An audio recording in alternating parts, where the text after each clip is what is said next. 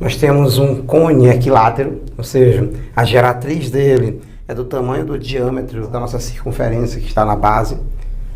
E se eu passar o eixo, esse eixo ele vai passar no centro das esferas. Ele afirma que a distância do vértice do cone até o ponto de tangência do nosso cone com a esfera menor, com a esfera de raio menor, ele diz que essa distância vale π raiz de 3. Com isso ele quer saber quem é o volume do nosso cone. Eu botei aqui numa imagem como se fosse uma seção, um corte, uma imagem bidimensional. Professor, se o triângulo é equilátero, essa seção desse sólido, esses ângulos não são 60 graus? São. Então nós temos 60 graus aqui, 60 graus aqui. E não esquece que a altura de um triângulo equilátero, que aqui no ponto de tangência eu sei que está formando 90 graus, por isso que eu afirmo que é uma altura. No triângulo equilátero, a altura coincide com a mediana. Tá? Então, professor, a altura coincide com a mediana, então ele vai dividir aqui a base em duas partes iguais? Vai.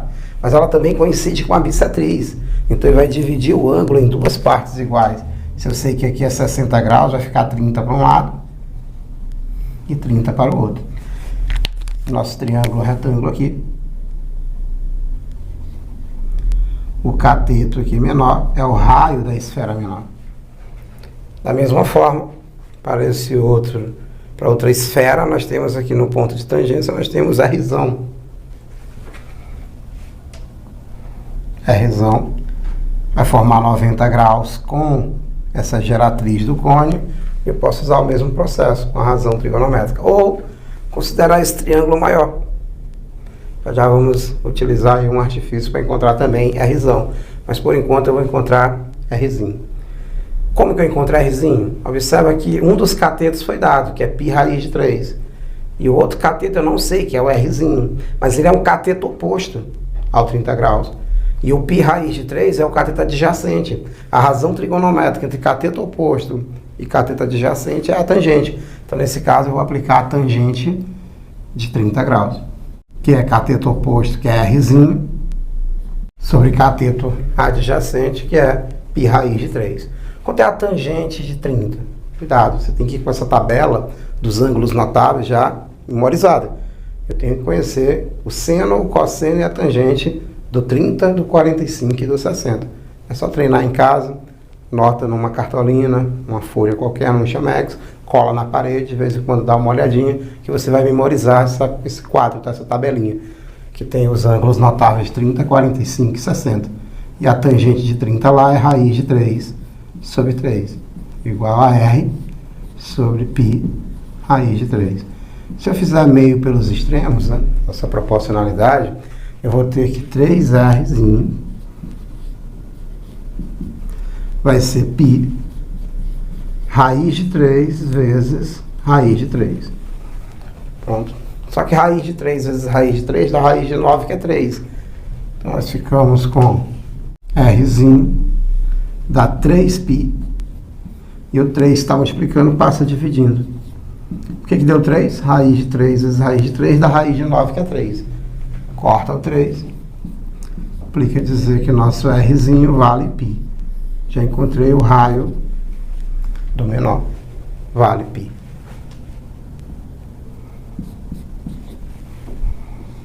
Quanto é que vale, professor, o raio do maior? Vamos já encontrar, mas primeiro eu vou encontrar a hipotenusa.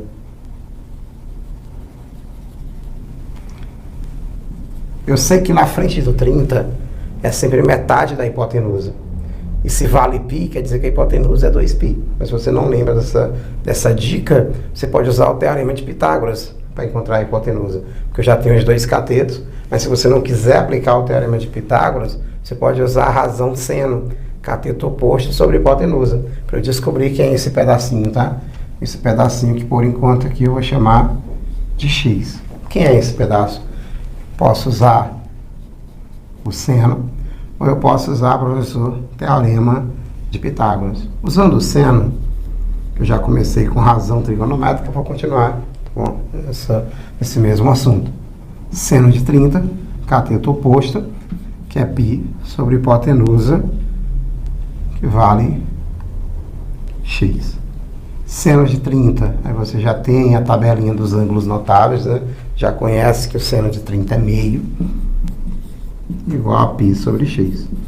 Fazendo o meio pelos extremos, nosso x será 2π. Como eu disse, na frente de 30 graus, nós temos sempre metade da hipotenusa. E se na frente do 30 tem π, esse π é metade da hipotenusa. Então a hipotenusa realmente tinha que ser 2π.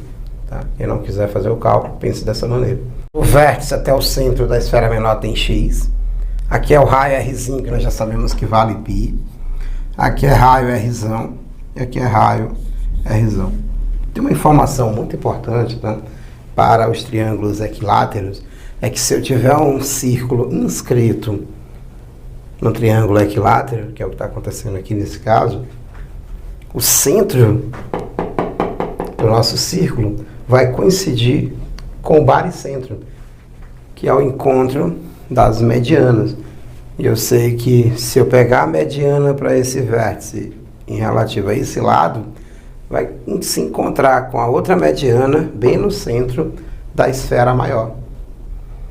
Então, se é o baricentro esse ponto, que nós geralmente representamos o baricentro pela letra G, ele acaba dividindo a mediana numa proporção de 2:1. Ou seja, o lado maior, ele é sempre o dobro do menor numa mediana. Mais ou menos como, professor? Vamos voltar aqui. Vamos lembrar aqui as propriedades da mediana, tá? Se eu pegar, professor, o ponto médio desse lado e ligar nesse vértice, e o ponto médio desse lado e ligar nesse vértice, o que vai acontecer? Eu vou ter um ponto de encontro que é o baricentro. O legal é que o baricentro faz o que com as medianas? Ele sempre divide a mediana numa proporção de 2:1. Se um pedacinho for x, né, um pedaço menor, que é aquele que vai para o lado, para o ponto médio do lado, ele é metade do outro que vai para o vértice. Então, se esse pedacinho vale x, esse vale 2x. Se esse pedacinho vale y, esse outro aqui que é maior vale o que? O dobro dele. Então, sempre o encontro das medianas vai dividir cada mediana numa proporção de 2:1. Nesse caso aqui, professor, a mediana, né, as medianas desse triângulo se encontram onde? No baricentro. Que vai coincidir, nesse caso, pelo fato de ser um triângulo equilátero, vai coincidir aqui com o centro do círculo inscrito. Nesse caso, se esse lado vale x, eu não vou chamar de x porque tem x aqui, né? Mas se esse lado vale y, esse outro aqui, esse restante até o vértice tem que valer 2y. Ou seja, se esse lado vale r, até lá em cima tem que ser 2r's. Mas já tem r aqui, então vamos lá. Nós temos um pedaço que vale r, pela propriedade das medianas, o restante será o quê? 2r's, 2r'zão, tá? Então até aqui é r, o restante 2r's. Assim, 2r'zão é igual a quem, professor? A r'zão mais esse restante. Só até aqui não já tem r'zão? Já, mas está faltando mais um. Então nesse caso, o r'zão, ele será rzinho mais x. Quem é rzinho? Π. Quem é x, professor? X. Ele vale 2π. Em outras palavras, Rzão vale 3π. Então aqui nós temos 3π, 3π, 3π. Assim, a altura do triângulo equilátero vai ser Rzão mais Rzão. Eu posso botar aqui Rzinho mais x, né? Mas eu posso colocar direto Rzão, ó. Rzão mais Rzão mais Rzão. Rzinho mais x. Rzão 3π. Rzão 3π. Isso aqui também é Rzão, ó. Rzinho mais x.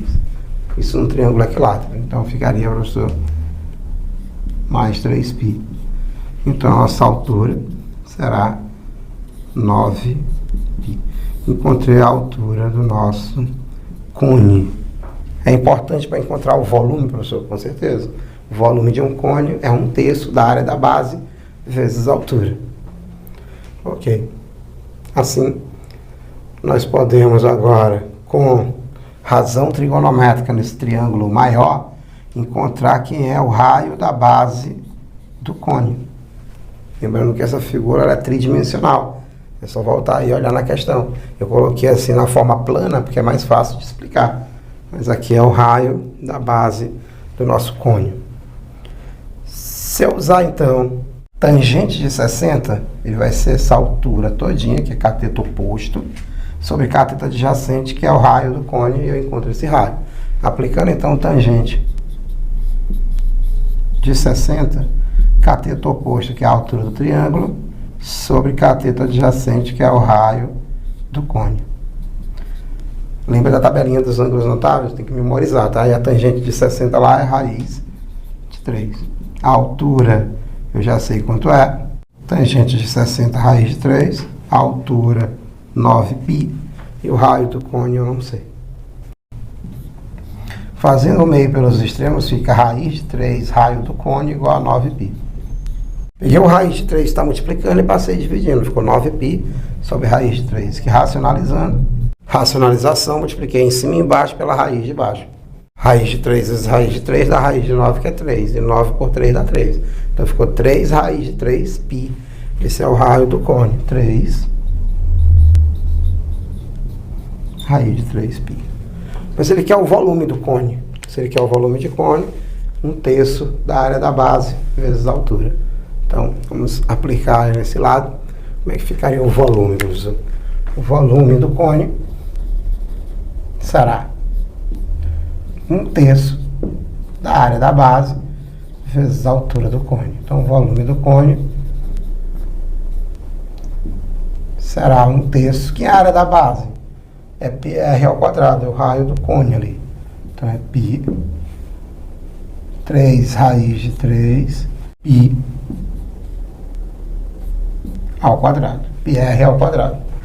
Ficaria, então, professor, πr ao quadrado vezes a altura. E a altura encontramos que vale 9π.